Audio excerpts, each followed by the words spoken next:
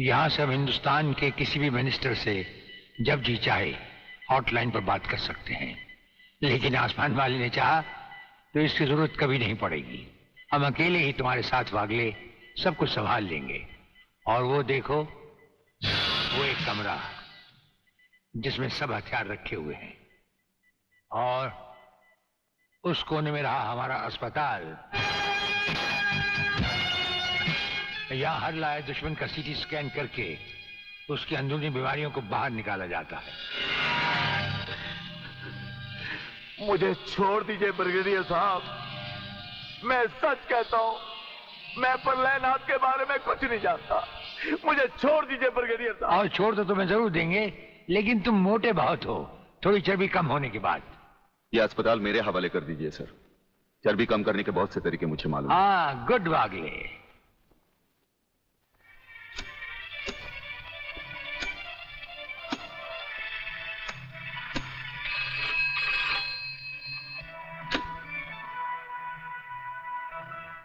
नमस्कार सर, मैं खबरीलाल बोल रहा हूँ। ओ खबरीलाल, आज के मुख्य समाचार ये हैं कि प्रलयनाथ गुंडा स्वामी ने खतरनाक किलर बब्बन खूनी को आपको खत्म करने के लिए एक बहुत बड़ी सुपारी दी है। हमारे नाम की सुपारी खाने वाले को जिंदगी भर दांत चबाने पड़ेंगे।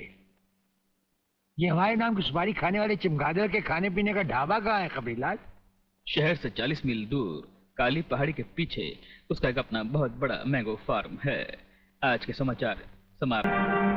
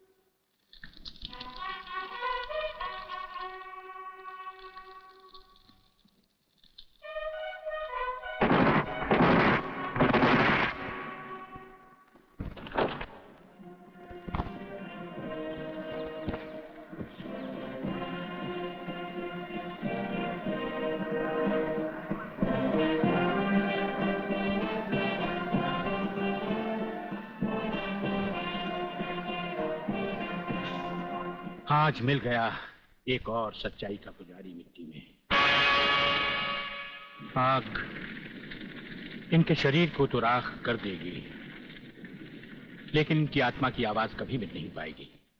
पुलिस डिपार्टमेंट के इतिहास में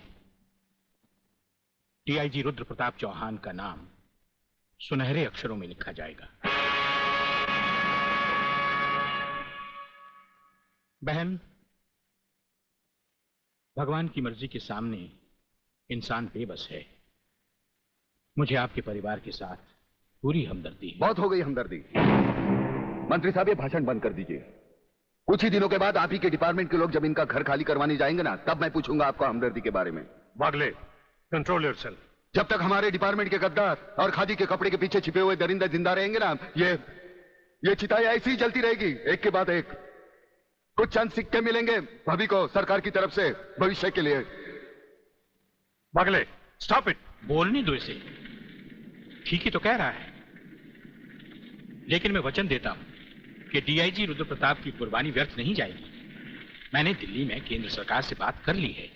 इनकी हत्या की तुरंत ही न्यायिक जांच होगी। आज तक कौन सी कमेटी ने सही जांच करके मुजरिम को सजा दी है? यह आपकी कमेटी समिति की जांच की फाइलें होती है ना, ये ढुलमुल सरकार बदलते ही गुम हो जाती है। न्यायिक जांच करेगी दिल्ली, अंधी और वैरी दिल्ली। ये दिल्ली बस मुंह है इसलिए पटर पटर करती रहती है। ये करना है, ये होना चाहिए, हमें दिखाना है।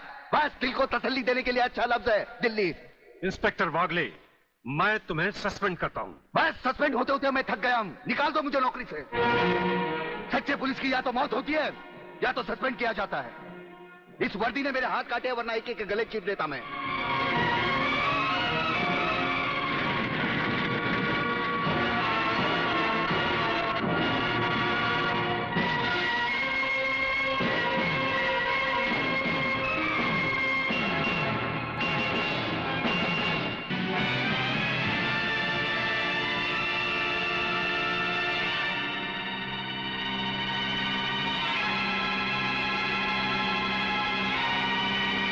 हम तुम्हें सिर्फ ये बताने आए हैं कि अगर तुमने तिरंगे के खिलाफ कोई भी कदम उठाया तो हम तुम्हें वो मौत देंगे जो ना तो किसी कानून की किताब में लिखी होगी और ना ही कभी किसी मुजरिम ने सोची होगी।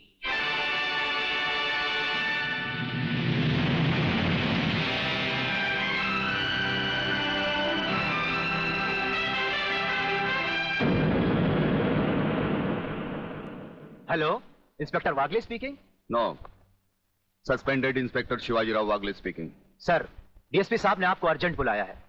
कल से ड्यूटी ज्वाइन करनी है। फिर इंस्पेक्टर वागले, तुम्हें शायद मालूम नहीं कि तमाम पुलिस ऑफिसर्स की फाइल्स देखने के बाद ब्रिगेडियर सूर्यदेव सिंह ने सिर्फ तुम्हें चुना है। सर, अब तुम दोनों को मिलकर काम करना है, लेकिन तुम पूरब हो तो वो पश्चिम है। इसलिए सीनियर ऑफिसर होने के बावजूद मेरी तुमसे रिक्वेस्ट है कि ब्रिगेडियर सूर्यदेव सिंह के साथ मिलकर जो भी खेल खेलना, शांति और ठंडे दिमाग से खेलना। सर।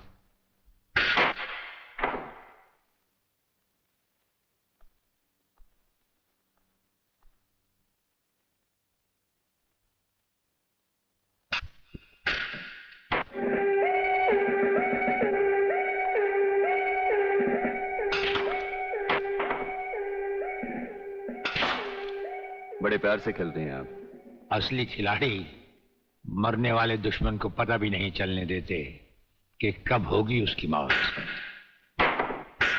तो फिर प्रलयनाथ को छोड़ क्यों दिया? क्या उससे गले मिलने गए थे? गले मिलने गए थे? उसके गले का माप लेने गए थे कि वो फंदे की मौत मरेगा या हमारे पंजे की।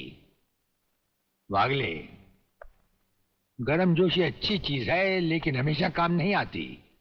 तुमने तो देखा ही होगा कि इसी गर्मजोशी की वजह से तुम कई बार सस्पेंड हो चुके हो। नौकरी की परवाह है किसको? यहां है कौन अपने पीछे रोने वाला? इस ईमानदारी की वजह से बहुत कुछ भुगता है, कोई तकरार नहीं है सर। लेकिन ये गुनाहगार कानून को हाथ में लिए फिरते हैं और मैं हमेशा कानून के दायरे में रहकर काम नहीं कर सकता। अपना तो उसूल है, पहले लात फिर बात, उसके बाद मुलाकात। भाई वागले, अपना तो उसूल है, पहले मुलाकात फिर बात और फिर अगर जरूरत पड़े तो लात। बड़ी उम्मीद थी आपसे, लेकिन अब पता चला आपका रास्ता अलग, मेरा रास्ता अलग। आप नरम खून के, मैं गर्म खून का। हम एक साथ काम नहीं कर सकते सर। वागले, तुमने समझा कि जिंदगी में सिर्फ तुमने ही बहुत कुछ खोया है। इस इंसान को देखो, जब चाहता ये घर बसा सकता था, लेकिन नहीं। इस अकेली जान को हमने अपने देश के लिए उठा रखा है। दोनों का मकसद एक है, मंजिल एक है, सिर्फ रास्ते अलग अलग हैं। नहीं वागले, हमारे रास्ते भी एक हैं, मंजिल भी एक है। और फिर इतनी बड़ी दुनिया में तुम्हारा कौन है? कोई भी नहीं, सिवाय फर्ज के। इस दुनिया में हमारा कौन है? कोई भी नहीं, सिवाय फर्ज के। अगर फर्क है तो सिर्फ सोचने के ढंग में और काम करने के तरीके में। अब हमें इस फर्क को मिटाते हुए ये युद्ध एक साथ लड़ना होगा।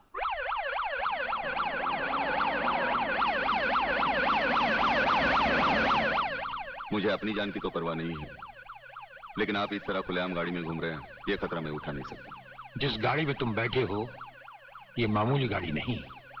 मामूली गाड़ी मामूली आदमियों के लिए होती है, ये गैर मामूली गाड़ी है, एक गैर मामूली इंसान के लिए। बुलेट प्रूफ और इसमें ऐसे ऐसे गैजेट लगे हुए हैं जो बम से लेकर पटाखे तक की खबर में मिल जाती है। लेकिन इस वक्त हम जा कहाँ रहे सर? गाड़ी रुकने पर तुम्हें खुद ब खुद पता चल जाएगा। ब्रिगेडियर सूर्यदेव सिंह? हाँ, ब्रिगेडियर सूर्यदेव सिंह। बब्बन मियां, हमें तो उसी के हाथों से मरना है जिसने हमें इस दुनिया में पैदा किया। तुम सब अपने आप को हमारे हवाले कर दो, वरना तुम्हारा बनाया हुआ आमों का बागीचा तुम सबका अपने हाथों से बनाया हुआ कब्रिस्तान बन जाएगा। तो आओ आगे और पकड़ लो मुझे, मगर इतना याद रखना कि जहां तुम खड़े हो उस पेड़ से लेकर मैंने अपने चारों तरफ माइंस बिछा रखी हैं। अगर इसके अंदर तुमने पैर रखने की भी कोशिश की तो तुम्हारे चीचड़े उड़ जाएंगे। यकीन नहीं आता तो ये देखो।